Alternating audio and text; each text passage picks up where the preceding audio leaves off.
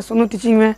जैसे कि हम लोग पहले समांतर रेखाएं पढ़ चुके हैं, अब हम लोग जानेंगे त्रिभुज के बारे में। जैसे कि पिछले क्लास में बताए थे, नेक्स्ट क्लास में त्रिभुज पढ़ाएंगे, तो हम जानते हैं त्रिभुज के बारे में।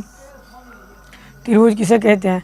सबसे पहले हम जानेंगे त्रिभुज किसे कहते हैं। त्रिभुज उसे कहते हैं जो 3 रेखाओं खंड से घिरे होते हैं, अर्थात ये एक रेखाखंड है, ये दूसरा रेखाखंड है और ये तीसरा रेखाखंड है। ये 3 रेखाखंड से घिरे हुए क्षेत्र हैं, ये त्रिभुज है। ठीक, इसका हम नाम दे सकते हैं A, B, C।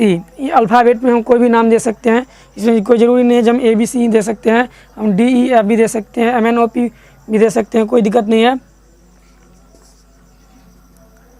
तो जानते हैं इसके बारे में। तो सबसे पहले त्रिभुज किसे कहते हैं? 3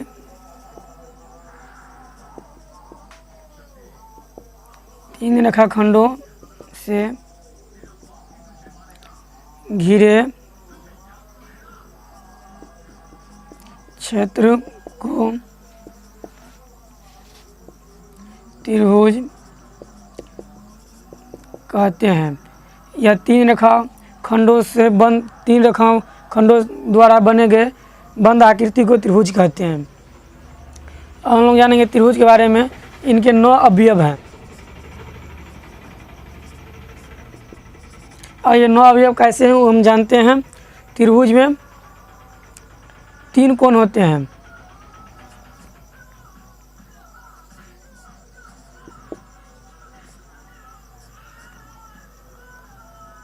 त्रिभुज का सिंबल हम ऐसे दे सकते हैं।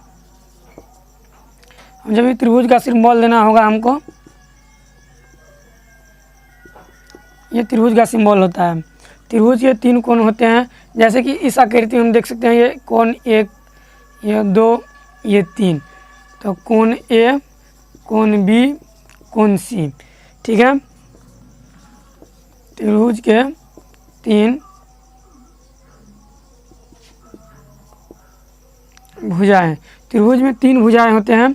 जैसे कि पहला आप देख सकते हैं AB, ये जो AB रेखाखंड है ये त्रिभुज के लिए भुजा बन गई है, और ये AB जो AC जो है ये त्रिभुज की भुजा है। इसी तरह से BC और AB ये 3 भुजा है। हम कह सकते हैं क्या, जो 3 भुजाओं से घिरे हुए क्षेत्र को भी हम त्रिभुज कहते हैं। तो भुजा हो गया तो AB, BC और AC, AB, BC और AC, ये 3 भुजा हो गया। अब हम जानेंगे इसके शीर्ष के बारे में।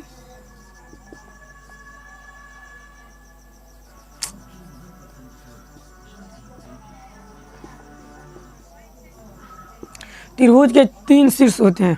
अब शीर्ष क्या होता है? जैसे मान लीजिए ये है कि शीर्ष वाला जो भाग होता है ये शीर्ष होता है।